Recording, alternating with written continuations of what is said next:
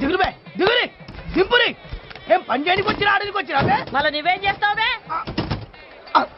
అట్లా కొద్ది మర్యాద పిలవరాదక్క. మర్యాద నీకా? అవక్క నీ తల్లి రే, ఈ నెత్తి మీద ఒక పాల డబ్బా పెట్టుండ్రి. డబ్బానా?